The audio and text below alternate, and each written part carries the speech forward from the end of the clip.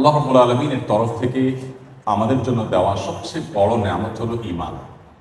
ঈমানের চাইতে বড় এবং মূল্যবান কোনো অ্যাসেট আমাদের আসলে দ্বিতীয়টি হওয়ার কোনো সুযোগ নেই।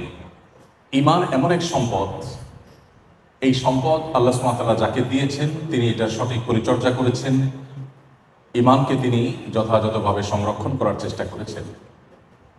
তিনি শুধুমাত্র আখিরাতে সুখী হয়েছেন তা নয়, দুনিয়াতেও তিনি সুখী। যদি ঈমান সত্যিকার অর্থে আমরা বুঝে থাকি, ঈমানকে যদি আমরা বুঝে শুনে পরিচর্যা করি এবং ধারণ করতে পারি, তাহলে আমাদের চাইতে সুখী মানুষ পৃথিবীতে আর কারো হওয়ার কোনো সুযোগ নেই, কোনো পথ খোলা নেই।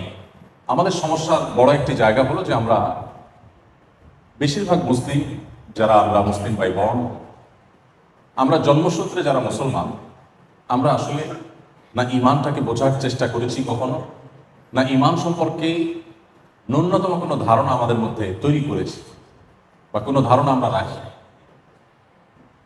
ঈমানকে আমরা অনেকে মনে করি এটা নিছকই একটা এমন বিশ্বাসগত বিষয় যে বিষয়ের সপক্ষে কোনো যৌক্তিকতা নেই, যেটা আসলে যুক্তি নির্ভর নয়, এরকম বিষয়কে আমরা অনেকে ঈমান মনে করি।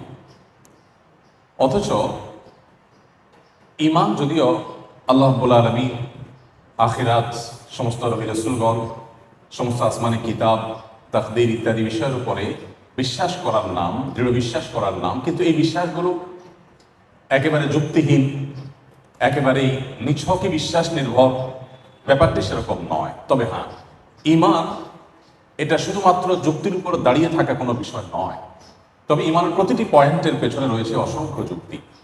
আল্লাহ রাব্বুল আলামিন আমাদেরকে যে ইসলাম দিয়েছেন, এখানকার প্রতিটি বিষয়, প্রতিটি আদেশ, প্রতিটি নিষেধ, প্রতিটি পয়েন্ট, এগুলোর পেছনে রয়েছে বহুবিধ যুক্তি, যার কোনোটি হয়তো মানুষ আবিষ্কার করেছে 500 বছর আগে, কোনোটি হয়তো ইসলামের নবী করিম সাল্লাল্লাহু আলাইহি সাল্লামের যে আবির্ভাব তার 1000 বছর পর আবিষ্কৃত হয়েছে, কোনোটির যৌক্তিকতা প্রমাণিত হয়েছে আরো পর, কোনোটি হয়তো এখন থেকে আরো 200, 400, 500 বা 1000 বছর পর প্রমাণিত হবে।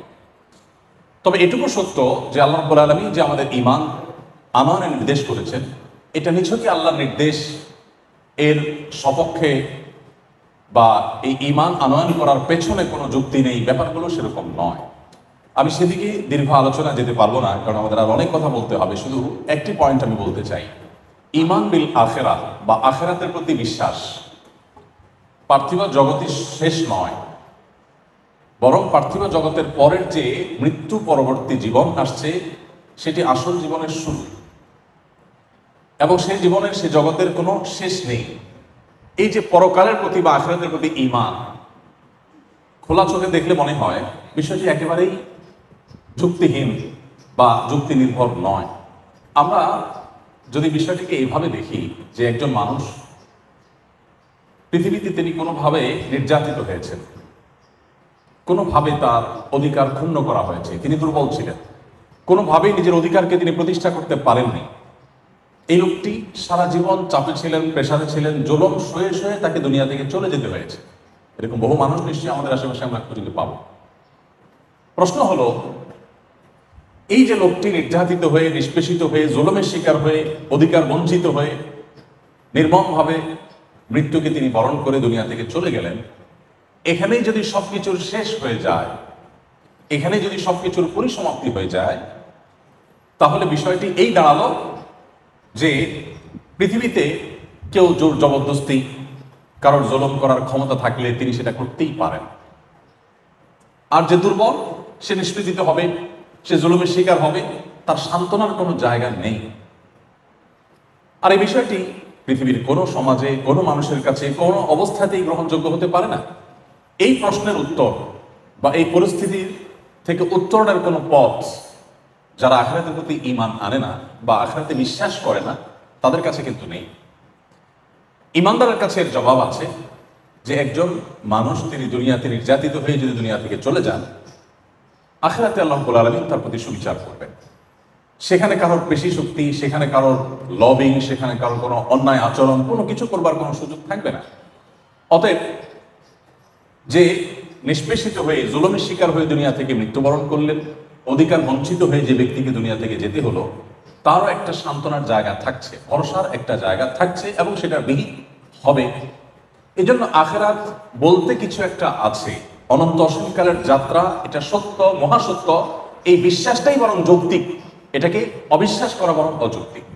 যদিও আমি আগে বলেছি যে ইসলামের কোনো বিষয় যুক্তির উপর দাঁড়িয়ে নেই বা যুক্তির উপর নির্ভর নয়, এমন নয় যে যুক্তির উপরে তাকে দাঁড়িয়ে থাকতে হয়েছে, বরং আল্লাহ রাব্বুল আলামিনের প্রত্যেকটা আদেশ, প্রতিটা নিষেধ, এর পেছনে বহুবিধ যুক্তি আছে। যুক্তি শুধুমাত্র সেগুলোকে দাঁড় করিয়ে রেখেছে তা নয়, যুক্তি তো আমাদের বিবেক প্রসূত, এটা পরিবর্তনশীল, এটা ভুল হতে পারে, সঠিক হতে পারে, এটা কোনো সঠিক বা ভুলের কোনো মানদণ্ড হতে পারে না। কিন্তু তারপরেও দিন শেষে একজন মুসলিম হিসাবে, একজন ইমানদার মানুষ হিসাবে আমাদের এটি জানা থাকা দরকার যে আল্লাহ রাব্বুল আলামিনের কোনো আদেশ নিষেধে আমাদেরকে তিনি অযৌক্তিকভাবে করেননি। হয়তো আমার কাছে অযৌক্তিক মনে হতে পারে, আমার পরের জেনারেশনের কাছে যৌক্তিক মনে হতে পারে, এরকম বহুবিধ বিষয় আছে। তো যে কথাটি আমি বলছিলাম যে ঈমান হলো আমাদের সবচেয়ে বড় অ্যাসেট, সবচেয়ে বড় সম্পদ। মুশকিল হলো এই ঈমান আনতে আমাদের কষ্ট করতে হয়নি। আমরা জন্মসূত্রে মুসলমান, এই জন্য ঈমানের কোনো ভ্যালু, এর কোনো মূল্য বা এর কোনো মর্যাদা আমরা বেশিরভাগ মুসলমানরা অনুধাবন করি না। যেহেতু আমার মা বাবা মুসলমান, একটা মুসলিম ফ্যামিলিতে, মুসলিম সোসাইটিতে আমার জন্ম হয়েছে, সেজন্য সেই সূত্রে আমি মুসলমান। ইসলামের জন্য আমার বিশেষ কোনো পরিশ্রম করতে হয়নি, কষ্ট করতে হয়নি। ইসলাম জানার চেষ্টা করে বুঝে আমাকে মুসলমান হতে হয়নি, এই জন্য এটার কদর আমার খুব একটা নেই। এর বিপরীতে আমরা যে সমস্ত মানুষদেরকে দেখি তারা ইসলামে এসেছেন অন্য ধর্ম থেকে, ইসলামকে তারা স্টাডি করেছেন, পড়াশোনা করেছেন, গবেষণা করেছেন, ইসলামকে জানার চেষ্টা করেছেন, এরপরে তারা ইসলামে এসেছেন। এই মানুষগুলো ইসলামের ব্যাপারে খুবই সিরিয়াস, তারা ইসলামকে প্র্যাকটিস করেন জেনে বুঝে। তাদের ইসলাম প্র্যাকটিসটা আমাদের সাধারণ বা গতানুগতিক বা জন্মসূত্রে মুসলমানদের মতো গুরুত্বহীনতার সাথে সাধারণত হয় না। ব্যাপারটি অনেকটা সম্পদ আহরণ করার যে প্রক্রিয়া, সেটার সাথে তুলনাযোগ্য। কিছু মানুষ আছেন যারা ওয়ারিশ সূত্রে সম্পদ পান। ওয়ারিশ সূত্রে যে সমস্ত সম্পদ পান, সে সম্পদগুলো সাধারণত রক্ষণাবেক্ষণের ব্যাপারে ততটা সিরিয়াসনেস সন্তানদের মধ্যে থাকে না। আর যে সম্পদ মানুষ কষ্ট করে আহরণ করে, সে সম্পদের মর্যাদা তার কাছে অনেক বেশি থাকে, সেটাকে তিনি সংরক্ষণ করার অনেক বেশি সচেষ্ট থাকেন। আমরা অনেকে নিশ্চয়ই সেই উপমার কথা জানি যে সন্তান নিজের পরিশ্রমে, নিজের উপার্জনে কেনা চাদর, নিজের উপার্জনে কেনা জুতা, সেটা বাবার টাকায় কেনা চাদর দিয়ে মুছছেন। কারণ বাবার টাকায় কেনা চাদর, এটার প্রতি তার সেই শ্রদ্ধা বা তার সেই পরিশ্রম করে যে করতে হয়েছে, সেই ব্যাপারটি তার কাছে না থাকার কারণে তার কাছে তার কেনায়, তার পরিশ্রমে কেনা জুতার গুরুত্ব, মর্যাদা অনেক বেশি। কত কষ্ট করে তিনি এই টাকা সঞ্চয় করেছেন তিনি বুঝেন, এজন্য তিনি বাবার কেনা চাদর দিয়ে নিজের জুতা মুছতে কার্পণ্য করেন না। ঈমানের ব্যাপারটা অনেকটা এরকম যে আমরা যারা জন্মসূত্রে মুসলমান, আমাদের একটা বিশেষ দুর্বলতার দিক হলো, ডিসঅ্যাডভান্টেজ হলো যে আমরা জন্মসূত্রে মুসলমান হওয়ার কারণে ইসলামটাকে কখনো বোঝার চেষ্টাই আমরা করিনি। ইসলামটাকে কখনো অনুভব করার চেষ্টা, উপলব্ধি করার চেষ্টা, হৃদয়ঙ্গম করার চেষ্টা আমরা করিনি। আমাদের ঈমানকে যে কখনো পরিচর্যা করতে হয়, এই ধারণাই হয়তো আমাদের অনেকের মাথায় কখনো আসেনি। অথচ প্রিয় নবী সাল্লাল্লাহু আলাইহি সাল্লাম তার অত্যন্ত স্নেহের একজন সাহাবীকে বলেছেন, জাদ্দিদু, সাহাবীদেরকে বলেছেন তিনি, জাদ্দিদু ঈমানাকুম, তোমরা তোমাদের ঈমানকে নবায়ন করো, রিনিউ করো। ঈমান যে আবার নবায়ন করতে হয়, ঈমান যে কখনো কখনো দুর্বল হয়ে যায় এবং সেটা যে অনেক সময় শূন্যের কোটায় চলে যায়, ঈমানের পারদ যে অনেকটা নেমে যায়, আবার সেটাকে যদি রিনিউ করতে হয়, এই ধারণা আমাদের অনেক মুসলমানদের মধ্যে নেই। যার কারণে আমরা অনেক কিছুর যত্ন নিলেও ঈমানটার যত্ন নেওয়ার প্রয়োজনীয়তা কখনো অনুভব করিনি। সমাজ উপস্থিতি, আজকের অনুষ্ঠানের মাধ্যমে আমি আপনাদেরকে বিনীতভাবে অনুরোধ করতে চাই যে আমাদের ঈমানটাকে আমরা সংরক্ষণ করবার চেষ্টা করি, ঈমানকে পরিচর্যা করার চেষ্টা করি। কিভাবে করতে পারি? প্রথমত, ঈমান সম্পর্কিত জ্ঞান অর্জন করার মাধ্যমে। ঈমান সম্পর্কিত জ্ঞান অর্জন যদি আমরা না করি, কিসে আমাদের ঈমান রক্ষা হয়, কিসে আমাদের ঈমান নষ্ট হতে পারে, ঈমান বিষয়টা কি, এগুলো সম্পর্কে আমাদের পড়াশোনা করা দরকার, জানাশোনা থাকা দরকার। আমাদের মুসলমানদের একটা দুর্বলতার দিক, বিশেষ করে এই সাবকন্টিনেন্টের মুসলমানদের একটা দুর্বলতার দিক হলো যে আমরা পড়ে শুনে, জেনে শুনে মুসলমান খুবই কম। আমরা ম্যাক্সিমাম মানুষ হলাম শুনে শুনে মুসলমান। শুনে শুনে মুসলমান আর পড়াশোনা করে মুসলমানের মধ্যে পার্থক্য আকাশ এবং পাতাল। একজন মানুষ যখন ইসলামটাকে জানার চেষ্টা করেন, বোঝার চেষ্টা করেন, এরপর তিনি ইসলাম প্র্যাকটিস করেন, তার ইসলামটা যতটা উপভোগ্য হয়, তার ইসলামটাকে তিনি যতটা এনজয় করতে পারেন, ইসলামটা পালন তার কাছে যতটা তৃপ্তিদায়ক হয়, একজন মানুষ গতানুগতিক মুসলিম হয়ে ইসলাম পালন করলে সেটি তার কাছে অনেকটা বোঝা মনে হয়। সেটি তিনি জাস্ট করার জন্য করা, সেই দিক থেকে তিনি করেন। এই জন্য ইমান সম্পর্কে আমাদের জানা থাকা দরকার, পড়াশোনা করা দরকার। আমি অত্যন্ত আনন্দিত হয়েছি যে এই কলেজে আলহামদুলিল্লাহ সেই ব্যবস্থাপনা আছে। ইতিমধ্যে আলহামদুলিল্লাহ এখানে নানামুখী দাওয়াতি কার্যক্রম হয়ে থাকে এবং এখানে শিক্ষার্থীদের উদ্যোগে, শিক্ষকদের সহযোগিতায় আলহামদুলিল্লাহ কোরআনে কারিমের হিফজের ব্যবস্থাও আছে এবং দিন শেখার আয়োজন আছে। আফটার কলেজ প্রোগ্রাম এখানে রয়েছে আলহামদুলিল্লাহ। এটা আপনাদের জন্য অনেক বড় সৌভাগ্যের একটি বিষয়। বিশেষ করে শিক্ষা জীবনে এরকম একটা সুযোগ থাকা, এটা আমাদের জন্য আল্লাহর পক্ষ থেকে অনেক বড় একটি নিয়ামত। আমি আশা করব যে সে আমাদের সর্বোচ্চ আপনারা কদর করার চেষ্টা করবেন। সম্মানিত উপস্থিতি, আমি শুরুতে বলছিলাম যে ঈমান আমাদেরকে শুধু আখিরাতে নয়, দুনিয়াতেই সুখী করবে। মানুষকে সুখী করার জন্য ঈমানের চাইতে পাওয়ারফুল আর কোনো বিষয় হতে পারে না। কিভাবে? আমি সেই জায়গায় যাচ্ছি। ঈমানের বিষয়টি হলো এত গুরুত্বপূর্ণ যে যার ঈমান ঠিক আছে, ঈমানটা বিশুদ্ধ, শিরক মুক্ত, নিফাক বা কপটতা মুক্ত, পিওর, তার সেই ঈমান, এটি যদি তিনি সঠিকভাবে নিজের মধ্যে ধারণ করতে পারেন, ভালো কাজ পরিমাণে তিনি যদি কমও করেন, আল্লাহর কাছে ঈমানটা সঠিক থাকার কারণে যেটুকু ভালো কাজ করেছেন তার বিনিময় পাবেন। আর যদি ঈমানের মধ্যে ভেজাল থাকে বা ঈমানটা সঠিক না থাকে বা সংশয়পূর্ণ ঈমান থাকে, আমাদের মুসলমানদের একটা বড় অংশ আছেন যাদের ঈমানটা সংশয়পূর্ণ ঈমান, যাদের ঈমানটার মধ্যে দৃঢ়তা নাই, দৃঢ় বিশ্বাস নাই। কোরআন কারীমের একেবারে শুরুতেই সূরা বাকারাতে আল্লাহ তাআলা বলেছেন, আলিফ লাম মিম যালিকাল কিতাব লা রাইবা ফীহি হুদাল লিল মুত্তাকিন আল্লাযীনা ইউমিনুনা বিল গায়বি ওয়া ইউকিমুনাস সালাহ ওয়া মিম্মা রাযাকনাহুম ইউনফিকুন।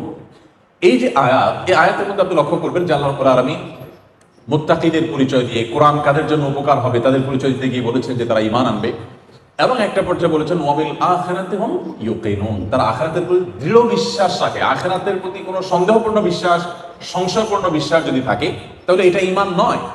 ঈমান হলো সংশয়ের ঊর্ধ্বে দৃঢ় বিশ্বাসের নাম। এখন আমাদের অনেকের মধ্যে সংশয় কাজ করে, এবং এই সংশয়টা যে কাজ করে এটার পেছনে কিছু ভূমিকা, কিছু কাজ আছে। একটা শয়তানের ভূমিকা রয়েছে, আর একটা হচ্ছে শয়তানের দোসর মানুষ শয়তানদের ভূমিকা রয়েছে। কিভাবে মানুষের মধ্যে সংশয় সৃষ্টি করা যায়, কিভাবে মানুষের মধ্যে সন্দেহের দানা সৃষ্টি করা যায়, এরকম অনেককেই আমরা সংশয় নিয়ে ঈমানদার।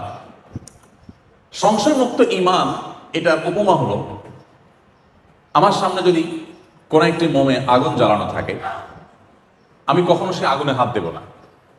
কেন হাত দেব না? কারণ আমি জানি যে আগুনে হাত দিলে আমার হাত পুড়ে যাবে। আগুনে হাত দিলে যে আমি ক্ষতিগ্রস্ত হব, কষ্ট পাবো, আমার হাত পুড়ে যাবে, এই জিনিসটির প্রতি আমার দৃঢ় বিশ্বাস আছে, কোনো সংশয়পূর্ণ বিশ্বাস নয়। যার কারণে কেউ আমাকে জোর করেও সে আগুনে হাত দেওয়াতে পারবে না। ঠিক একইভাবে ঈমান মানুষকে পরিচালিত করে। আমরা যে যতটা সৎ সে ততটা ঈমানদার। মুসলমানদের মধ্যে যে যতটা সৎ সে ততটা ঈমানদার, যে যতটা অসৎ সে ততটা ঈমান থেকে দূরে। কারণ কারোর মধ্যে যদি এই বিশ্বাস থাকে যে পৃথিবীর প্রত্যেকটা কাজ, আমাদের দুনিয়ার জীবনের প্রত্যেকটা কাজের হিসাব আল্লাহর কাছে দিতে হবে, এটা যদি দৃঢ় বিশ্বাস থাকে, এবং জাহান্নাম এবং জান্নাতের প্রতি তার যদি দৃঢ় বিশ্বাস থাকে, তাহলে সে কখনো অসৎ পথে চলতে পারে না। অতএব যে যতটা খারাপ পথে চলছেন তার ভিতরে ঈমানের দুর্বলতা তত বেশি, আর যিনি যতটা নিজেকে সংযত করতে পেরেছেন তার ভিতরে ঈমানের পাওয়ার তত বেশি। এই জন্য ঈমানটা যেহেতু আমাদেরকে পরিচালিত করে, আমাদের বিশ্বাসটাই যেহেতু আমাদেরকে নিয়ন্ত্রণ করে, আমি যা বিশ্বাস করি সে অনুযায়ী পদক্ষেপ নিয়ে থাকি। অতএব আমার সব কিছুর আগে আমার বিশ্বাসের পরিচর্যা, আমার ঈমানের পরিচর্যা করতে হবে। ঈমানের পরিচর্যার জন্য, ঈমানকে দৃঢ় করবার জন্য দুটি বিষয় খুব বেশি কার্যকর ভূমিকা রাখে। এর একটি হলো কোরআনে কারীমের তিলাওয়াত, বিশেষ করে কোরআন বুঝে পড়া, আর অপরটি হলো প্রিয় নবী সাল্লাল্লাহু আলাইহি সাল্লামের সিরাত, তার পুরো জীবনী আগাগোড়া স্টাডি করা, পড়া। আমার ক্ষুদ্র অভিজ্ঞতা হলো, ইসলামে যারা এই পর্যন্ত এসেছেন অন্য ধর্ম থেকে, সেটা সেই নবী করিম সাল্লাল্লাহু আলাইহি সাল্লামের সময় থেকে নিয়ে আজও পর্যন্ত, ইভেন যে সমস্ত অন্য ধর্মাবলম্বী ভাই বোনেরা ইসলামে এসেছেন আমার হাতে, আমার কাছে, তাদের প্রত্যেককে আমি একটি কমন প্রশ্ন করার চেষ্টা করেছি। আমি জিজ্ঞাসা করার চেষ্টা করেছি যে আপনি ইসলামে কেন আসছেন? কারণ আমি জানি যে আমাদের মুসলমানদের যে অবস্থা, আমাদের যে কাজ কারবার, আমাদের যে লেনদেন, আমাদের যে উঠা বসা, আমাদের যে ক্যারেক্টার, আমাদের যে চরিত্র, আমাদের যে কর্মকাণ্ড, এগুলো দেখে অন্য কোনো ধর্মের মানুষ ইসলামে আসার কোনো কারণ থাকতে পারে না। আমাদের যে অবস্থা, তাতে বরং দুর্বল ইমানের মুসলমানরা ইসলাম থেকে চলে যায় কিনা সে আশঙ্কা আছে। অন্য ধর্ম থেকে ইসলামে আসার তো কোনো কারণ থাকতে পারে না। এই জন্য আমি কৌতূহলী হয়ে জিজ্ঞাসা করার চেষ্টা করি নমুসলিমদেরকে যে আপনি ইসলামে কেন আসছেন ভাই, কোন জিনিসটা আপনাকে ইসলামে টেনে আনছে। আমি প্রথম মনে করতাম যে হয়তো কোনো আলেম, কোনো স্পিকার, কোনো আলোচক, কোনো স্কলারের বক্তব্য, কারো লেকচার বা কোনো বই পুস্তক পরিমাণ ইসলামে এসছেন। কেউ সেভাবে বা সেই কারণে ইসলামে আসেনও, কিন্তু আমার অভিজ্ঞতা বলে ম্যাক্সিমাম মানুষ যারা অন্য ধর্ম থেকে ইসলামে এসেছেন তারা এই দুটি কারণে, অর্থাৎ হয় তারা কোরআন পড়েছেন, আর না হলে নবী করিম সাল্লাল্লাহু আলাইহি ওয়াসাল্লামের সিরাত পড়েছেন। এই দুটির কোনো একটি দ্বারা প্রভাবিত হয়ে তিনি ইসলামে এসেছেন। আপনি যদি একেবারে গোড়ায় চলে যান, দেখবেন ওমর রাদিয়াল্লাহু তাআলা আনহু ইসলাম আনয়নের পেছনে কোরআন কারীমের তেলাওয়াত শুনেছেন তিনি, যেখানে তিনি নবী করিম সাল্লাল্লাহু আলাইহি ওয়াসাল্লামকে হত্যা করতে যাচ্ছিলেন দায়িত্বপ্রাপ্ত হয়ে।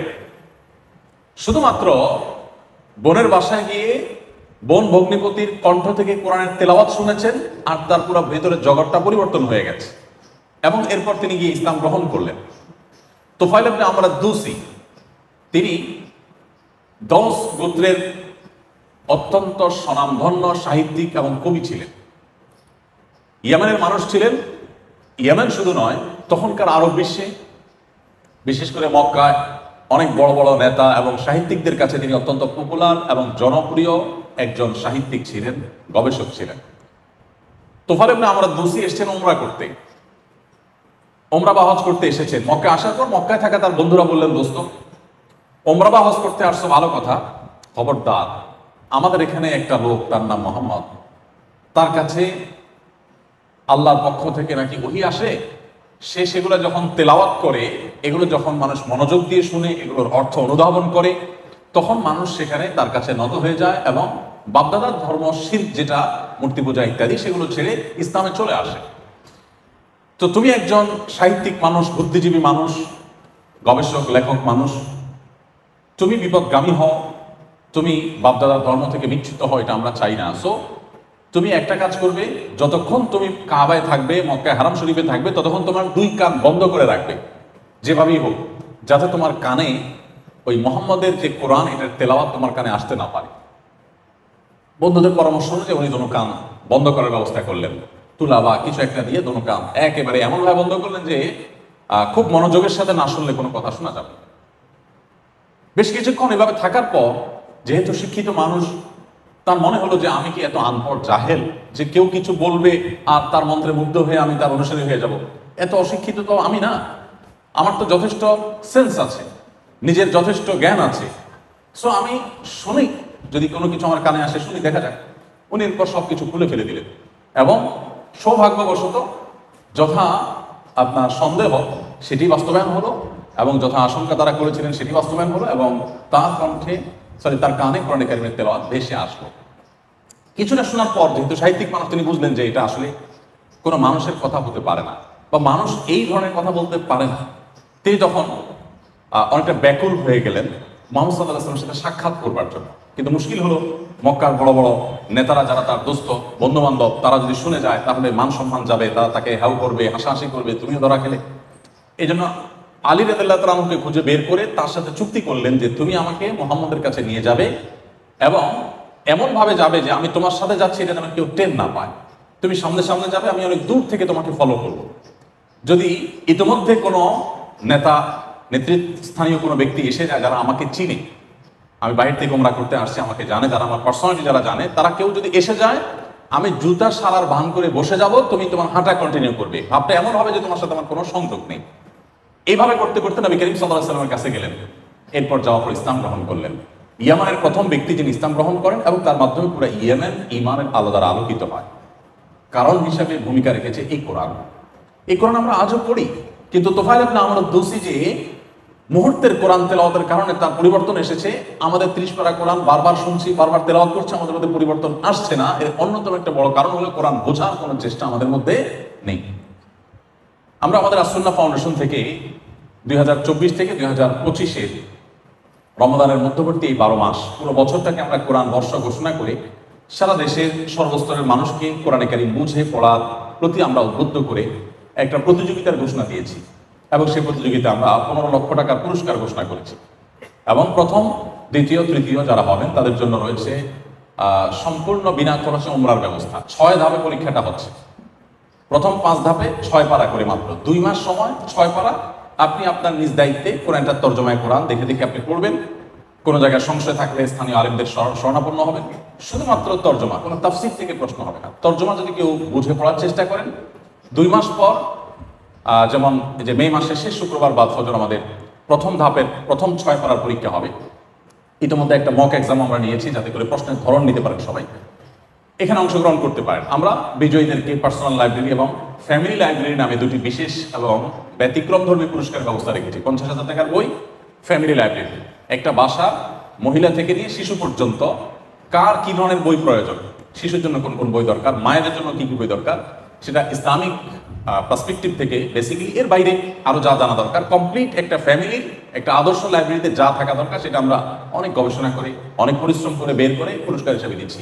কারণ গতানুগতিক যে পুরস্কার আছে, এর বাইরে আমরা এমন কিছু দিতে চাচ্ছি যে পুরো ফ্যামিলিকে আলোকিত করবে। যাই হোক, তো আপনাদেরকে আমি যত আহ্বান করবো যে কোরআন জানবার যে প্রয়োজনীয়তা আছে আমাদের ঈমানকে বৃদ্ধি করবার জন্য, সেই প্রয়োজনীয়তা পূরণ করার একটা সুবর্ণ সুযোগ এটি। পড়াশোনা ফাঁকে ফাঁকে আমরা চাইলে এই কম্পিটিশনে আমরা অংশগ্রহণ করতে পারি এবং আমাদের ঈমানকে আমরা বৃদ্ধি করতে পারি। তো আমি যেটি বলছিলাম যে কোরআন থেকে মানুষ ইসলামে এসেছে এর সংখ্যা ম্যাক্সিমাম, অর্থাৎ যত মানুষ ইসলামে এসেছে তার বেশিরভাগ মানুষই কিন্তু ইসলামে এসেছেন কোরআনের কারণে, আর অবশিষ্ট মানুষগুলো দেখবেন সিরাতের কারণে। আপনি মদিনাতে, মক্কায় যারা ইসলাম গ্রহণ করেছেন, এই যে লক্ষাধিক সাহাবী ইসলাম গ্রহণ করেছেন, তাদের জীবনে যদি আপনি স্টাডি করেন, আপনি দেখবেন যে বেশিরভাগ মানুষ ইসলাম গ্রহণ করেছেন প্রিয় নবী সাল্লাল্লাহু আলাইহি ওয়াসাল্লামের ব্যক্তিত্বে মুগ্ধ হয়ে। এবং একজন বন্দী মদিনার এক খুঁটির সাথে তাকে বেঁধে রাখা হয়েছিল। একটি গোত্র নেতা, গোত্রের প্রধান ছিলেন তিনি। ঘটনা আপনারা অনেকে পড়েছেন বিভিন্ন বই পুস্তকে। নবী করিম সাল্লাল্লাহু আলাইহি ওয়াসাল্লাম ওই বন্দীর কাছে এসে তার সাথে কুশল বিনিময় করলেন, তুমি কেমন আছো কি? লোকটি বেশ ক্রুদ্ধ হয়ে নবী সাল্লাল্লাহু আলাইহি ওয়াসাল্লামের সাথে একরকম অসৌজন্যমূলক জবাব দিলেন, কথাবার্তা বললেন। নবী সাল্লাল্লাহু আলাইহি ওয়াসাল্লাম খুব ধৈর্যের পাহাড় ছিলেন। তার জীবনে এত ঘাত প্রতিঘাত এসেছে যে জন্মের আগে থেকে জীবনে চ্যালেঞ্জ শুরু হয়েছে। জন্মের আগে থেকে, দুনিয়ায় আসার আগে থেকে চ্যালেঞ্জের শুরু। তিনি যখন মাতৃগর্ভে তখনই বাবাকে হারিয়েছেন, চ্যালেঞ্জ সেখান থেকে শুরু। এরপরে জন্মের পরপর যখন এখনো তার শৈশব পার করতে পারেন নাই, তখনই তার মাকে হারালেন। এরপর যখন কৈশোরে পা দিলেন, মোটামুটি একটু বুঝতে শিখলেন, তার একমাত্র আশ্রয়ের জায়গা ছিল দাদা আব্দুল মুত্তালিব, তাকেও হারালেন। এরপর যখন তার পরবর্তী আশ্রয়স্থল ছিল তার চাচা আবু তালেব, কিছুদিন যেতে না যেতেই যখন একের পর এক মানুষ শত্রুতা শুরু করলো, চতুর্পাশ থেকে আক্রমণ আসতে লাগলো, মক্কায় তার বেঁচে থাকাটাই যখন দায় হয়ে গেল, ঠিক এরকম কঠিন সময় তার সর্বশেষ আশ্রয়দাতা আবু তালেবকেও তিনি হারালেন। এবং এরকম কঠিন একটি সময়ে তার জীবনের অন্যতম ভরসার জায়গা তার স্ত্রী উম্মুল মুমিনিন খাদিজা রাদিয়াল্লাহু তাআলাকেও হারালেন। জন্মের আগে থেকে মাথায় বিপদ করে নিয়ে এসে জন্মের পর প্রতিটি পদক্ষেপে বিপদ একটির পর একটি তার সামনে এসেছে, মুখোমুখি হয়েছে এবং এত চ্যালেঞ্জের বাধা পাহাড় মাথা নিয়ে সামনে অগ্রসর হয়েছে। এরপর মক্কায় যে অবশিষ্ট দিনগুলো ছিল সেগুলো ছিল নির্যাতনের, নিষ্পেষণের, সেগুলো ছিল জুলুমের, সেগুলো ছিল ভয়ঙ্কর। 3 বছর লাগাতার অবরোধ তার প্রতি এবং তার অনুসারীদের প্রতি, যারাই ঈমান এনেছে তাদের প্রতি। সে অবরোধ এর ধরন কেমন ছিল? আজকাল যে পৃথিবীতে অবরোধ দেওয়া হয়, এটা সেরকম অবরোধ ছিল না, এর চেয়ে অনেক বেশি ভয়ঙ্কর ছিল। তাদের সাথে মক্কার কোনো মানুষ কথা বলতো না। মুসলমান হয়েছেন তো হাতে গোনা কয়েকজন, আর পুরো মক্কা নগরীর যে শত শত হাজারো মানুষ, তাদের কেউ তাদের সাথে কথাও বলতেন না, কোনো কিছু তাদের কাছে বিক্রি করতেন না, তাদের কাছ থেকে কিনতেন না।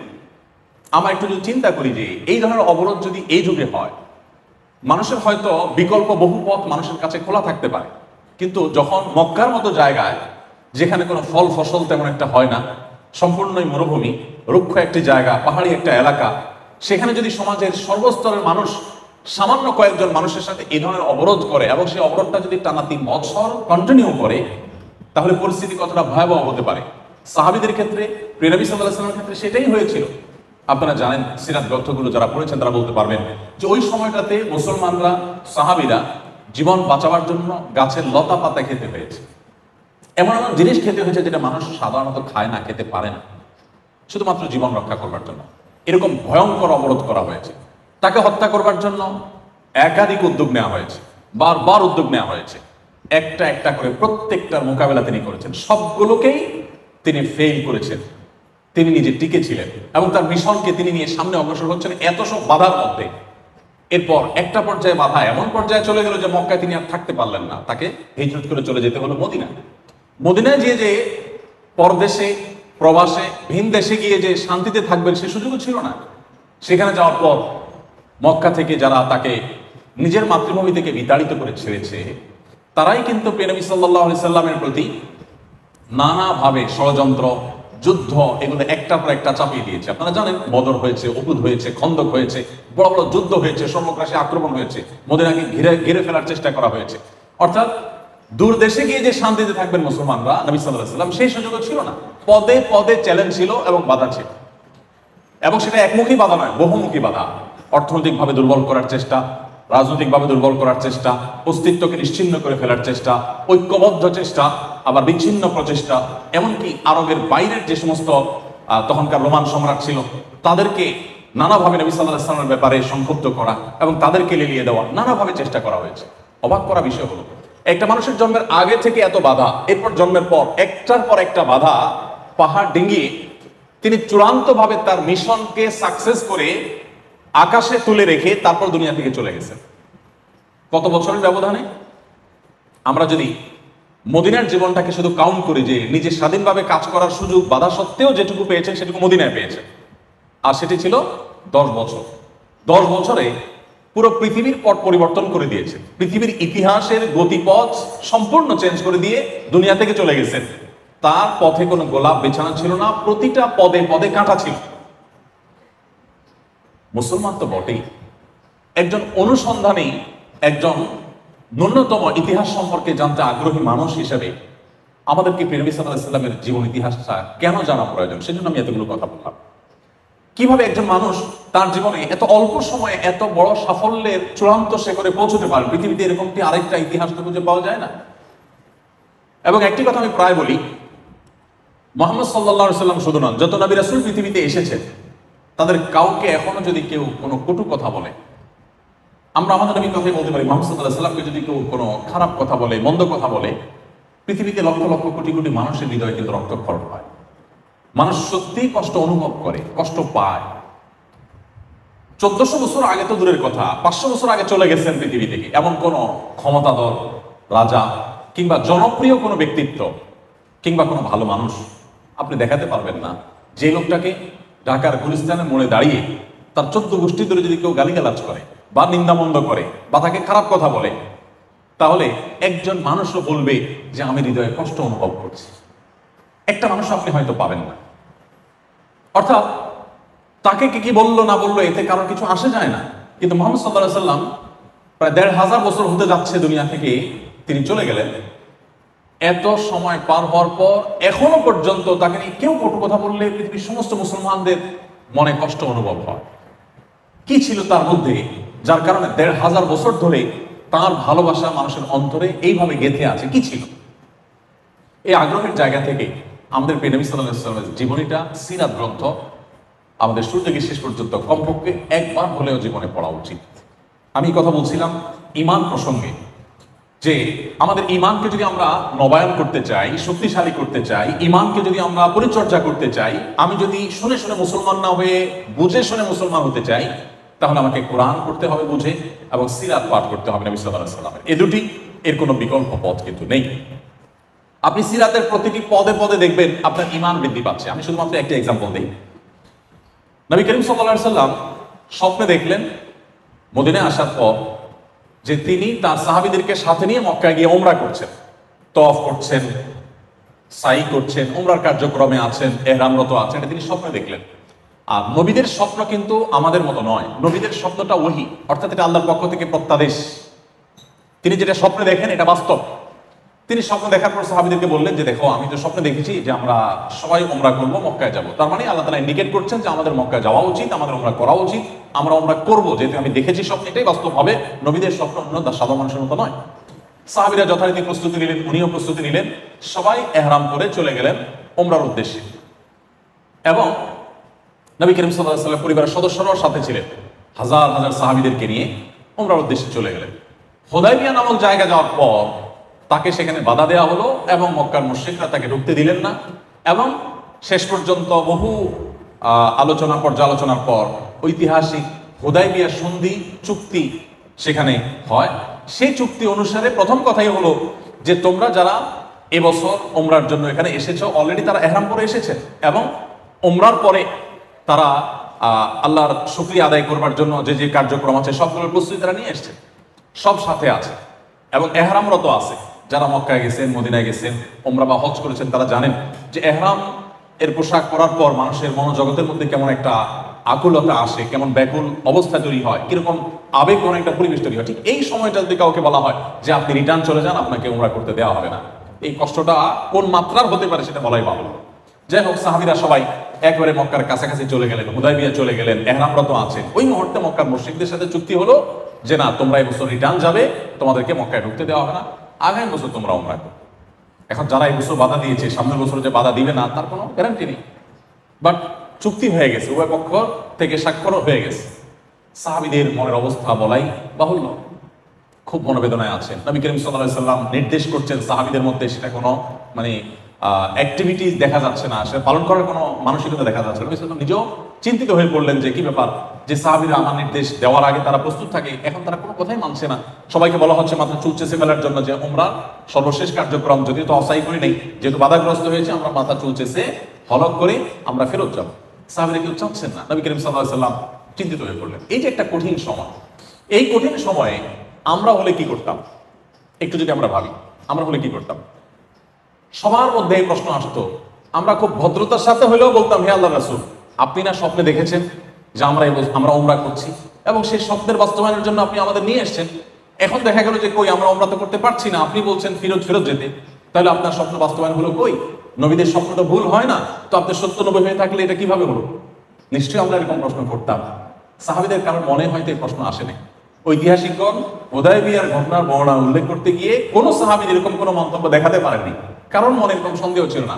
আমি যে সন্দেহের ঊর্ধ্বে থেকে ইমান, সন্দেহাতীত ইমান, দৃঢ় বিশ্বাসের যে ইমান, সেটার কথা বলছিলাম, এটা হলো তার এক্সাম্পল। আপনি যখন সিরাত পড়বেন তখন দেখবেন যে এরকম একটা পরিস্থিতি তৈরি হয়েছে যে ইমান চলে যাওয়ার উপক্রম, ইমান থাকার কথা নয়, কিন্তু সাহাবীদের ইমান সম্পূর্ণ অটল ছিল। তারা বিশ্বাস করতেন মুহাম্মদ সাল্লাল্লাহু আলাইহি ওয়াসাল্লাম যা বলেছেন সেটা সত্য, আমার চোখ যদি দেখে তার বিপরীত কিছু, আমার চোখ মিথ্যা।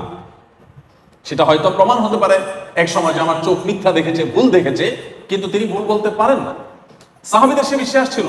পরবর্তী দেখা গেল কি, 1 বছর পর তারা ঠিকই মক্কায় গিয়ে তারা উমরা করলেন। শুধু উমরা করলেনই তা নয়, তারা 1 বছরের ব্যবধানে তারা পুরো মক্কাকে বিজয় করলেন, জয় করলেন। তো নবী করিম সাল্লাল্লাহু আলাইহি ওয়াসাল্লামের স্বপ্ন যেটা তিনি দেখেছেন, সাহাবীদেরকে সেই স্বপ্ন বাস্তবায়ন করার জন্য সাথে নিয়ে গেছেন, বাধাগ্রস্ত হয়ে ফিরে এসেছেন।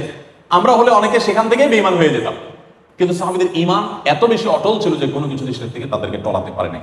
সম্মানিত উপস্থিতি, এই জন্য আপনাদেরকে আমি অনুরোধ করলাম যে আমাদের ঈমানকে পরিচর্যা করবার জন্য জীবনে একবার হলেও কোরআনের শুরু থেকে শেষ পর্যন্ত একটু বুঝে পড়া এবং নবী করিম সাল্লাল্লাহু আলাইহি ওয়াসাল্লামের সিরাত গ্রন্থ, তার জীবনী গ্রন্থ, কমপক্ষে একটি জীবনী গ্রন্থ শুরু থেকে শেষ পর্যন্ত একবার পড়া, এই দুটি বিষয় আমাদের ঈমানকে বৃদ্ধি করতে, ঈমানকে মজবুত এবং স্ট্রং করতে অনেক বেশি সহযোগিতা করবে ইনশাআল্লাহ তাআলা। এর পাশাপাশি আপনারা যারা বিদায়ী শিক্ষার্থী, বিদায়ী ব্যাচ আছেন, আপনাদেরকে আমরা বলতে চাই যে আপনারা যখন কর্মের জগতে প্রবেশ করবেন, সেরকম জগতে প্রবেশ করার পর অনেক প্রতিকূল পরিবেশ আপনাদেরকে পেয়ে বসবে। এরকম প্রতিকূল পরিবেশে আপনার ঈমানকে ধরে রাখার জন্য আপনার প্রয়োজন হবে বিশেষ বিশেষ প্রচেষ্টা। এর ভিতরে একটা হলো যেটা আমি বললাম যে কোরআন এবং সিরাত, এই দুটিকে আপনি আঁকড়ে ধরবেন এবং ভালো করে পড়বেন। ভালো করে পড়লে সবচেয়ে বড় লাভ হবে যে আপনার ইসলামটাকে আপনি এনজয় করতে পারবেন। ইসলামটা আপনি শুধুমাত্র আন্ধাধুন্ধা ইসলাম বা যা শুনে শুনে ইসলাম পালন করার যে বিষয়, সেখানে থাকবে না। আপনি ইসলামটা বুঝে বুঝে ইসলাম গ্রহণ করলে বা ইসলাম পালন করলে প্রতিটা ইবাদতে আপনি আলাদা তৃপ্তি অনুভব করবেন ইনশাআল্লাহ তাআলা। সেই সাথে দ্বিতীয় যে বিষয়টি আমি বলতে চাই তা হলো ইসলামটা আমাদের শেখা দরকার। ঈমানকে পরিচর্যা তো আমরা করবোই, এর পাশে ইসলামটা শেখার চেষ্টা করব। ইসলাম শেখার ব্যাপারে আমাদের তেমন কোনো প্রচেষ্টা দেখা যায় না। আমরা শুনে মুসলমান বেশিরভাগ ক্ষেত্রেই যা সবাইকে করতে দেখছি আমরা তাই করছি। আমাদের ইসলাম নিয়ে পড়াশোনা খুব একটা করা হয় না। আমরা ইসলামটা শেখার জন্য যদি ভালো ভালো কিছু বই পড়ি, যেমন ডক্টর খন্দকার আব্দুল জাহির রহমাল্লাহ ইসলাম বিশ্ববিদ্যালয় কুষ্টিয়ার আল হাদিসের প্রফেসর ছিলেন, মারা গেছেন।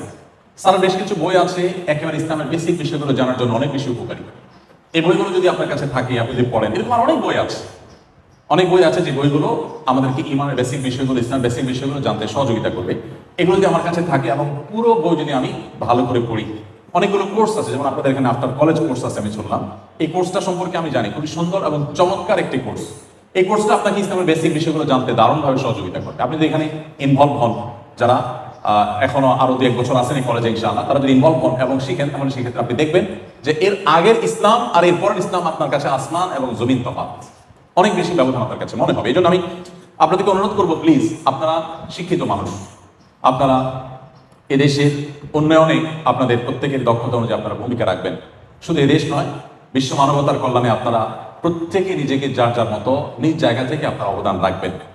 অতএব আপনারা যদি ইসলামটা জানার চেষ্টা না করেন, বোঝার চেষ্টা না করেন, আপনি যদি একজন অশিক্ষিত বা শিক্ষাবঞ্চিত মানুষের মতো ইসলামটা আপনার চর্চা করেন, তাহলে সেটা অবশ্যই দুঃখজনক হবে, সেটা কাঙ্ক্ষিত হবে না।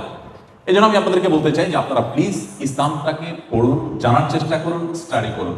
আপনি যদি ইসলামকে পড়েন, জানেন এবং বই পুস্তক পড়ে ইসলামটাকে চর্চা করার চেষ্টা করেন, আমি বিশ্বাস করি যে আপনার এই ইসলামটাকে আপনি এতটা এনজয় করবেন যে ইসলাম ছাড়া আপনি বেঁচে থাকা আপনার জন্য দায় হবে। আপনি ইবাদত ছাড়া টিকে থাকতে পারবেন না, আপনি আল্লাহর আনুগত্যের মধ্যেই স্বাদ এবং তৃপ্তি পাবেন। আপনাকে সততার পথে রাখবার জন্য আর কোনো মোটিভেশনের প্রয়োজন হবে না, যদি ইসলামটাকে আপনি সত্যিকার অর্থে বুঝে শুনে ধারণ করতে পারেন। এই জন্য আমার বিনীত অনুরোধ থাকবে আপনাদের প্রতি, প্লিজ আপনারা ইসলামটাকে জানার চেষ্টা করুন। ইসলামকে জানার জন্য ওয়াজ শুনলে হবে না, ইসলামকে জানার জন্য আপনাকে বই পুস্তক পড়তে হবে অথবা নিয়মতান্ত্রিক কোনো কোর্স করতে হবে। আজকাল অনলাইনে অনেকগুলো কোর্স আছে, যেগুলো কোরআনিক অ্যারাবিকের জন্য কোর্স আছে, ইসলামিক স্টাডিজের জন্য কোর্স আছে, সাধারণ শিক্ষিত মানুষদের জন্য ডিজাইন করা কোর্স আছে, দেশীয় কোর্স আছে, দেশের বাইরে স্কলারদের কোর্স আছে, ইংরেজিতে আছে, বাংলায় আছে, নানা রকমের কোর্স আছে। আপনার সে সমস্ত কোর্সগুলোতে ইনভলভ হতে পারেন, সেগুলোতে ইনভলভ হয়ে আপনার ইসলাম থেকে শেখার চেষ্টা করতে পারেন নিয়মতান্ত্রিক ভাবে। এখানে যেটা আপনার কলেজ হয়ে থাকে, অন্য জায়গায় আপনার স্কুল আছে, এই সমস্ত কোর্সগুলোতে আপনি ইনভলভ হতে পারেন। নিজস্ব উদ্যোগে বই পুস্তক পড়ে ইসলাম শেখার চেষ্টা করতে পারেন, অবশ্যই সেটা কোনো ভালো আলেমের তত্ত্বাবধানে থেকে। সেক্ষেত্রে ইসলাম শেখার যে ফরজিয়ত, এটা আমাদের আদায় হবে ইনশাআল্লাহ। আমরা তো সেই ধর্মের অনুসারী যেই ধর্মের প্রথম নির্দেশ হলো ইকরা। আপনি আরেকটা ধর্ম, আরেকটা দর্শন পৃথিবীতে দেখাতে পারবেন না যে ধর্মের প্রথম কথা হলো পড়ো। আমাদের কোরআনের প্রথম আয়াত কি? ইকরা। প্রথম শব্দই হলো ইকরা, পড়ো। আজ 2024-এ যখন আমরা আছি, এখন শিক্ষার গুরুত্ব সম্পর্কে গোটা পৃথিবীর মানুষ সচেতন। একজন না খেয়ে থাকা মানুষ, খেটে খাওয়া মানুষ, পরিশ্রমী মানুষ, একজন অশিক্ষিত মানুষ, দিনমজুর মানুষ, তিনিও তার সন্তানকে শিক্ষিত করার প্রয়োজনটা উপলব্ধি করেন। কিন্তু আমরা যদি পৃথিবীর পেছনের দিকে চলে যাই, 1400 বছর তো বহুত দূরে, আমরা যদি আমাদের দেশীয় বাস্তবতায় আজ থেকে 2 দশক 3 দশক আগেও চলে যাই, অনেকে আছি আমরা যে আমাদের শৈশবে যদি চলে যাই, আমরা দেখবো যে শিক্ষার গুরুত্ব আমাদের সমাজে, আমাদের দেশে এতটা ছিল না। এখন যতটা মানুষ বুঝছে শিক্ষার প্রয়োজনীয়তা, এর গুরুত্ব, মানুষ ততটা বুঝতো না। আর সেখানে 1450 বছর আগে আপনি চলে যান এবং মুহূর্তের জন্য 1450 বছরের আগের পৃথিবীকে আপনি কল্পনা করেন, শিক্ষার প্রতি ন্যূনতম কোনো আগ্রহ মানুষের থাকা কথা নয় এবং ছিল না। ইনফ্যাক্ট সেটা ছিল না, কোনো গুরুত্ব ছিল না। মক্কার মানুষদের মধ্যে ছিল কে কত বেশি পেশি শক্তি সম্পন্ন, তার কদর ছিল এবং পেশি শক্তি সঞ্চয় করা, এটাই মানুষের জীবনের মূল টার্গেট ছিল। নবী সাল্লাল্লাহু আলাইহি ওয়াসাল্লাম যেখানে এসেছেন, সেখানে প্রত্যেকটা মানুষের মধ্যে এই প্রবণতা ছিল। এই জন্য এই যে কন্যা সন্তান হলে জীবন্ত পুঁতে ফেলা হতো, বাপ নিজের কন্যা সন্তানকে জীবন্ত পুঁতে ফেলতেন, সেই বর্বরতার সেই সময়টিতে কেন এই কাজটি করতেন? কারণ কন্যা সন্তান যুদ্ধে ছেলের মতো ভূমিকা রাখতে পারে না। এই জন্য বাবা মনে করতেন আমার একটা ছেলে দরকার, মেয়ে নয়। আজ তো নারীবাদের কথা শুনি আমরা, আজ আমরা নারী মুক্তির কথা শুনি। ইসলাম নারীকে যেই জায়গা থেকে যেই জায়গায় তুলে রেখেছে, এটা এখনকার আমরা নারী আন্দোলনকারী যারা আছেন তারা কল্পনাও করতে পারবেন না। অর্থাৎ তাদের ভাবনা উদয়ই হয় নাই, তখন ইসলাম নারীকে পাতাল থেকে আকাশে তুলে রেখে দিয়েছে। কোরআনে আপনি দেখেন সবচেয়ে বড় সূরাগুলোর একটি হলো সূরাতুন নিসা, নারীদের সংশ্লিষ্ট সূরা। নবী করিম সাল্লাল্লাহু আলাইহি সাল্লামের একাধিক হাদিস রয়েছে নারীদের মর্যাদা সম্পর্কে, যে কোনো বাবা কোনো মা যদি তার সন্তান, 2টি কন্যা সন্তান হয়, তাদের যদি লালন পালন করে, সঠিকভাবে পরিচর্যা করে, কোনো প্রকার বৈষম্য না করে সন্তানদের মধ্যে। দেখুন এখন জাতিসংঘ আমাদেরকে সন্তানদের মধ্যে বৈষম্য যেন না হয়, ছেলে মেয়ের মধ্যে যেন বৈষম্য না হয়, এটা শেখাচ্ছে। 1450 বছর আগে মুহাম্মদ সাল্লাল্লাহু আলাইহি ওয়াসাল্লাম শিখে গেছেন যে কোনো প্রকার বৈষম্য যদি করা না হয় তাহলে ওই বাবা মার জন্য জান্নাত অবধারিত। এখানে ছেলে যদি কেউ 1 ডজনও জন্ম দেয় এবং তাদের সঠিক পরিচর্যা করে, তাদের জন্য আলাদা কোনো ফজিলতের কথা কোনো হাদিসে বলা হয় না, বাট মেয়েদের জন্য বলা হয়েছে যে মেয়ে সন্তানকে যদি পরিচর্যা করে, তাদেরকে রক্ষণাবেক্ষণ, তাদের সেবা যত্ন দিয়ে, শিক্ষা দিয়ে মানুষ করে তুলে, কোনো প্রকার বৈষম্য না করে, ওই বাবা মার জন্য নবী সাল্লাল্লাহু আলাইহি ওয়াসাল্লাম জান্নাতের গ্যারান্টি দিয়েছে। তার মানে কি দাঁড়ালো? মেয়েদেরকে যখন মেয়ে হিসাবে জন্মগ্রহণ করাটা যখন অপরাধ ছিল, বাবা নিজের কন্যা সন্তানকে যখন পুঁতে ফেলতো জীবন্ত, ওই সমাজে এসে শুধুমাত্র মৃত্যুর হাত থেকে রক্ষা করার, বেঁচে থাকার অধিকারই এনে দেন নাই, সমাজের সবচেয়ে মর্যাদার সাথে বেঁচে থাকার অধিকার মুহাম্মদ সাল্লাল্লাহু আলাইহি ওয়াসাল্লাম এনে দিয়েছেন। যখন এই নারীবাদের জন্ম হয়নি, আপনি পরিবেশের কথা বলবেন, আজ ফ্যাক্টরি রেভলিউশনের পর পৃথিবীতে পরিবেশ বিপর্যয় শুরু হয়েছে। তার আগ পর্যন্ত পৃথিবীতে পরিবেশ বিপর্যয়ের কথা মানুষ চিন্তাও করতে পারত না, অর্থাৎ মানুষ ভাবেইনি কখনো যে পরিবেশ এভাবে বিপর্যস্ত হতে পারে, এতটা বিপর্যয়ের মুখোমুখি হতে পারে। এখন ফ্যাক্টরি রেভলিউশনের পর গোটা পৃথিবীতে পরিবেশ বিপর্যস্ত হচ্ছে, পরিবেশ বিপর্যয়ের মুখোমুখি হচ্ছে আমরা। এখন এসে পৃথিবীর মানুষ উপলব্ধি করেছে যে প্রচুর বৃক্ষরোপণ করা দরকার, বনায়ন করা দরকার, গাছপালা ধ্বংস করা বন্ধ করা দরকার, এগুলো মানুষ বুঝছে। এখন অনেক বেশি আমাদের বৃক্ষরোপণের গুরুত্ব ইত্যাদি এই সমস্ত সবক আমাদেরকে নিতে হয় বিভিন্ন সংস্থা থেকে, বৈশ্বিক এবং বৈশ্বিক বিভিন্ন সংস্থা থেকে। মজার বিষয় হলো প্রিয় নবী সাল্লাল্লাহু আলাইহি সাল্লাম সেই 1450 বছর আগে আমাদেরকে বৃক্ষরোপণ করার পরে এত বেশি গুরুত্ব আরোপ করেছেন যে তিনি বলেছেন কারোর হাতে যদি কোনো গাছের চারা থাকে, তিনি চারাটি লাগাতে যাচ্ছেন আর দেখতে পাচ্ছেন যে ইসরাফিল সিংহে ফুৎকার দিচ্ছেন, এখনই সকল প্রস্তুতি সম্পন্ন, তার মানে মহাপ্রলয় হবে, এই পাহাড় সব কিছু তুলার মতো উঠতে থাকবে, ধ্বংস হয়ে যাবে গোটা সৃষ্টি জগৎ, তাহলে এই চারা পুঁতে তো লাভ নেই। নবী সাল্লাল্লাহু আলাইহি সাল্লাম বলেছেন এমত পরিস্থিতিতেও সেই চারা হাতে নেওয়া ব্যক্তি যেন তার চারাটি মাটিতে পুঁতে, ধ্বংস যদি হয়েও যায় যাক, তার চেষ্টা যেন সে করে, তার পদক্ষেপ নিতে যেন সে কার্পণ্য না করে। পরিবেশ রক্ষা, সম্পদ রক্ষা নিয়ে যাদের কনসার্ন আছে, যারা এটা নিয়ে আন্দোলন করছেন, তারা কেউ হয়তো এতটা বৃক্ষরোপণের গুরুত্ব এতটা জোর দিয়ে বলার সুযোগ এখনো পান নাই। এবং এখন পরিবেশ রক্ষার ব্যাপারে, নারীদের অধিকার রক্ষার ব্যাপারে, আরো নানা রকম যে বিষয়গুলো আছে, এগুলোর ব্যাপারে কথা বলা অনেক সহজ, কারণ সেরকম যথেষ্ট কারণ আছে যে পরিবেশ রক্ষা করতে হবে। নবী সাল্লাল্লাহু আলাইহি ওয়াসাল্লাম যখন বলেছেন তখন তো পরিবেশ বিপর্যয়ের মুখোমুখি হয় নাই, তখন এই কথা বলা এটা ছিল মিরাকল, এটা তার নবী হওয়ার প্রমাণ যে অনাগত পৃথিবীতে যে সমস্যাগুলো হবে, যে সংকটগুলো হবে, সেগুলোর সমাধান তিনি তখনই বলে গেছেন, শুধু ইমপ্লিমেন্ট করার অভাব ছিল। আমরা তো ইসলামটাকে একটু স্টাডি করি, একটু পড়াশোনা করার চেষ্টা করি, জানার চেষ্টা করি, তো আমার ইসলাম কতটা উপভোগ্য হবে, এটা আমার জন্য কতটা তৃপ্তিদায়ক হবে, এটা আমার জন্য কতটা আনন্দের হবে, সেটা আমি কোনো ভাষায় ব্যক্ত করতে পারবো না। এই জন্য সমাজ উপস্থিতি ইসলামকে জানার চেষ্টা করা আমাদের দরকার, এবং জেনে শুনে যখন ইসলাম গ্রহণ করব, আমরা ইসলামকে পালন করব, সেই ইসলামটা সম্পূর্ণই ব্যতিক্রম হবে। আপনারা, আবারও বলছি, আপনারা শিক্ষিত মানুষ, আপনারা জাতির ভবিষ্যৎ, আপনারা আমাদের প্রিয় স্বদেশ, প্রিয় মাতৃভূমির উন্নয়ন, গোটা বিশ্ব মানবতার উন্নয়নে আপনারা ভূমিকা রাখবেন।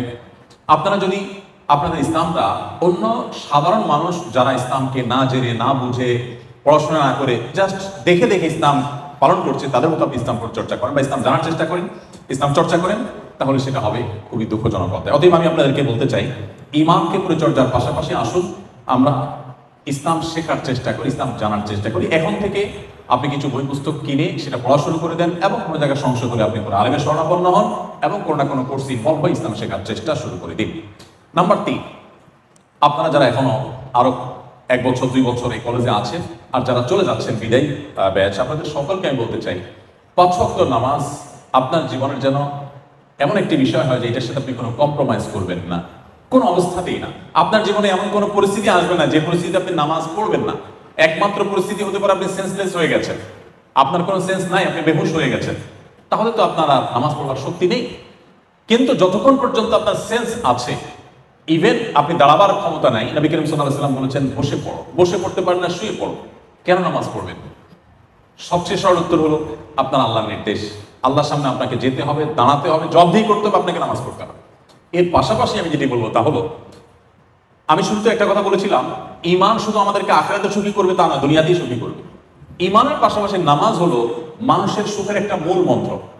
যারা সঠিকভাবে নামাজ পড়েন তারা বলতে পারবেন, যে কোনো ডিপ্রেশন, যে কোনো পেরেশানিতে, যে কোনো মুসিবতে, যে কোনো বিপদে মানুষের খুব আগ্রহের সাথে খুশুর সাথে যথাযথভাবে 2 রাকাত নামাজ যদি কেউ পড়ে, তিনি অনেকটা হালকা হয়ে যাবে, তিনি অনেকটা প্রশান্তি অনুভব করবেন। এটা যারা নিয়মিত নামাজ পড়েন, সুন্দর করে নামাজ পড়তে জানেন, তারা বলতে পারবেন।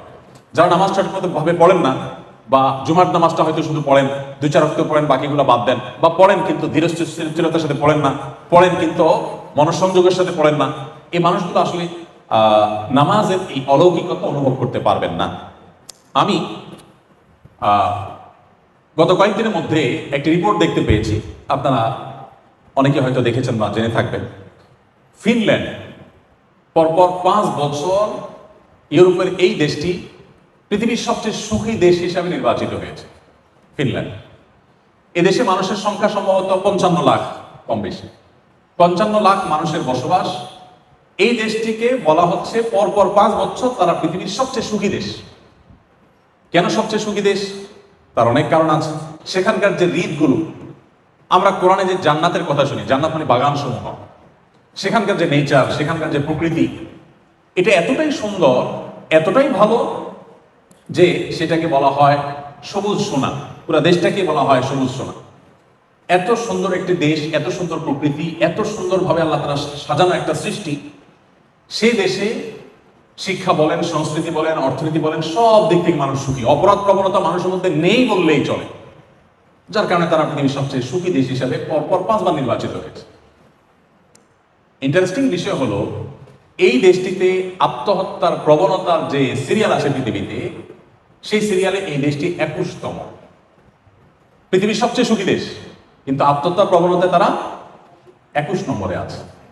আসুন আরেকটা দেশ সম্পর্কে আমরা জানি, সুইজারল্যান্ড। সুইজারল্যান্ড নাম শুনলে আমাদের স্মৃতিতে ভেসে ওঠে ঘড়ির কথা। সুইজারল্যান্ডের ঘড়ি, ট্রেনের কথা, চকলেটের কথা, অনেক কিছু আছে যেগুলো পৃথিবীর অন্য অনেক দেশ থেকে তাদেরকে পার্থক্য করে দেয়। তারা সুখী দেশের সিরিয়ালে তৃতীয়। সুখী দেশের সিরিয়ালে তৃতীয় হওয়া সুইজারল্যান্ডের মানুষ সুখী, কারণ সেখানকার শিক্ষা, সংস্কৃতি, অর্থনীতি, সেখানকার পরিবেশ সবকিছু পৃথিবীর অন্য সব দেশের চাইতে ডিফারেন্ট এবং ভালো। অপরাধ প্রবণতা নেই, নানান দিক থেকে তারা অনেক বেশি ভালো এবং অগ্রসর। অবাক করা বিষয় হলো, এই দেশটাতে সম্প্রতি সরকারিভাবে আত্মহত্যা করার বৈধতা দেওয়া হয়েছে, অনুমোদন দেওয়া হয়েছে। অর্থাৎ আত্মহত্যা এত বেশি মানুষ করতে চায় যে এটা ঠেকাবার সুযোগ নেই, গভর্নমেন্ট বাধ্য হয়ে অনুমতি দিয়েছে যে যে কেউ চায় আত্মহত্যা করতে পারে। শুধু তাই নয়, আত্মহত্যা করবার সুবিধার জন্য নানা রকমের ব্যবস্থা আছে। যেমন সার্কো নামে একটা খাট, এটা আবিষ্কার করেছে তারা, যে এই খাট বা কফিন, এই কফিনে কেউ যদি একবার শুয়ে যায়, এটা তার জীবনের শেষ শোয়া হয়। অর্থাৎ খুব সহজে যেন আত্মহত্যা করতে পারেন, সেজন্য নানা রকম আবিষ্কার তারা করছে। কারণ মানুষ বেঁচে থাকতে চায় না, এত সুখী দেশ, তারপরে বেঁচে থাকতে চাচ্ছে না। এরপর আসুন একটা সংস্থা, তারা নিয়ম করেছে তাদের সংস্থায় যারা আত্মহত্যা করতে চায় তারা সদস্য হতে পারে। সদস্য ফি $200। $200 দিয়ে সদস্য হওয়ার পর তিনি আত্মহত্যা করবেন। এই সংস্থা তাকে আত্মহত্যা করতে সাহায্য করবে। তার আত্মহত্যা যদি সাকসেস হয়, সফলভাবে তিনি যদি আত্মহত্যা করতে পারেন, তাহলে আগে ভাগে তার সম্পদ থেকে লিখিত দিয়ে যাবেন, $7,000 তাকে পেমেন্ট করতে হবে। কিসের জন্য? মরার জন্য। পৃথিবীর সবচেয়ে তৃতীয় সুখী দেশের কথা বলছি। এরপর আসুন, একটি বই আরবিতে, এটা অনুবাদ আমি বাংলায় করেছিলাম সৌদিতে যখন ছিলাম তখন। বইটার নাম রব্বি আল্লাহ, আমার রব আল্লাহ। কেন ইমানদার সুখী হয়, কেন নামাজ মানুষকে সুখের দিকে নেয়, কেন ডিপ্রেশন থেকে বাঁচার একমাত্র ওয়ে হলো নামাজ এবং ঈমান, রিয়েল ওয়ে, প্রকৃত উপায় যে কেন, এটা বোঝাবার জন্য বলছি যে রব্বি আল্লাহ কিতাব, এই বইটির মধ্যে একটা গ্রাফ আছে। সে গ্রাফটা হলো পৃথিবীতে আত্মহত্যার রেশিও কোন ধর্মের মানুষের মধ্যে, কোন সমাজে কতটা বেশি বা কম, এই বিষয়টাকে তুলে ধরা হয়েছে গ্রাফে। সে গ্রাফে উল্লেখ করা হয়েছে যে পৃথিবীতে সবচেয়ে আত্মহত্যার প্রবণতা সবচেয়ে বেশি হলো ধর্মে অবিশ্বাসী নাস্তিকদের মধ্যে, সব দেশেই এটা। এবং এই জরিপটা যার তার জরিপ না, এটা বিশ্ব স্বাস্থ্য সংস্থার জরিপ, এবং 1 বছরের জরিপ না, ওখানে পরপর কয়েক বছরের জরিপ তুলে ধরা হয়েছে যে পরপর অনেক বছর ধরে একই রেশিও দেখা যাচ্ছে, সবচেয়ে বেশি আত্মহত্যার প্রবণতা হলো নাস্তিকদের মধ্যে। এরপর মজার বিষয় হলো সবচেয়ে কম আত্মহত্যার প্রবণতা হলো মুসলমানদের মধ্যে। পৃথিবীতে কয়েক বছরের জরিপ তুলে ধরা হয়েছে, পৃথিবীতে সবচেয়ে কম আত্মহত্যা হয় মুসলমানদের মধ্যে। এখন প্রশ্ন ওঠে যে পার্থক্যের জায়গাটা কোথায় আসলে? পাশাপাশি আরেকটা তথ্য দিয়ে রাখি, আমার পৃথিবীতে যে সমস্ত দেশে যাওয়ার সুযোগ হয়েছে এর মধ্যে জাপান সম্পর্কে আপনারা জানেন, জাপানে আমার যাওয়ার সুযোগ হয়েছে, কোরিয়াতে আমার যাওয়ার সুযোগ হয়েছে। আপনারা জানেন যে জাপানিজরা সবচেয়ে ভদ্র, জেন্টেল পৃথিবীর। একসময় তাদের ইতিহাস অনেক বাজে ছিল, কিন্তু তাদের হিরোশিমা যে ট্র্যাজেডি, তারপর থেকে তারা পরিবর্তন হয়ে গেছে। জাতি হিসাবে পৃথিবীর সবচেয়ে সভ্য, সবচেয়ে ভদ্র, সবচেয়ে জেন্টেল জাতি তারা। এবং জাপান থেকে ঘুরে আসার পর বেশ কিছুদিন যাবত আমি একাধিকবার গিয়েছি, যেবারই গিয়েছি সফর শেষ করে দেশে আসার পর আমার নিজেরই আচার আচরণের মধ্যে এক ধরনের পরিবর্তন আমি লক্ষ্য করতাম। অফিসে যখন স্টাফদের সাথে কথা বলতাম, আস্তে আস্তে কথা বলতাম। বাসায় যখন কথা বলতাম পরিবারের সাথে ধীরে ধীরে কথা বলতাম। কারণ ওখানে ওই যে মানুষ ফিস করে কথা বলে, কেউ কারো দ্বারা যেন ডিস্টার্ব না ফিল না করে, কেউ কারো দ্বারা কষ্ট না পায়, এতটা জেন্টেল তারা। বেশ কিছুদিন তাদের মধ্যে থাকলে, দোকানপাট রাস্তাঘাটে গেলে নিজের মধ্যে একটা পরিবর্তন চলে আসে, এই লেভেলের জেন্টেল। এবং তথ্য প্রযুক্তিতে তারা কতটা এগিয়ে ছিল তার বলার অপেক্ষা রাখে না। আপনারা ইঞ্জিনিয়ারিং কলেজের স্টুডেন্ট, আপনাদের আরো ভালো জানা থাকার কথা।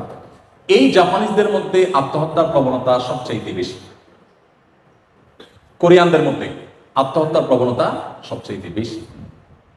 এত বেশি আত্মহত্যার প্রবণতা এমনকি জার্মানিদের মধ্যে, ওই রব্বি আল্লাহ বইয়ের মধ্যে লেখা আছে যে অস্ট্রেলিয়াতে একটা ব্যাগ আবিষ্কার করা হয়েছে, লাইফ ব্যাগ নাকি যেন নাম।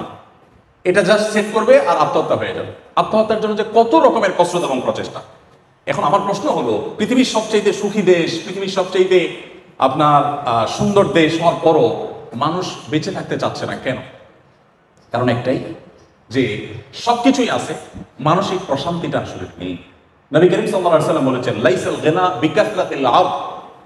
পৃথিবী তথ্য প্রযুক্তির উন্নতির চরম শিখরে পৌঁছে যেতে পারে, নানা রকমের আবিষ্কার দিয়ে পৃথিবীর মানুষের জীবনযাত্রাকে পানির চাইতে সহজ করে ফেলা হতে পারে, বাট এর কোনোটি মানুষকে সুখী করবে না, এর কোনোটি মানুষকে মানসিক প্রশান্তি এনে দিবে না।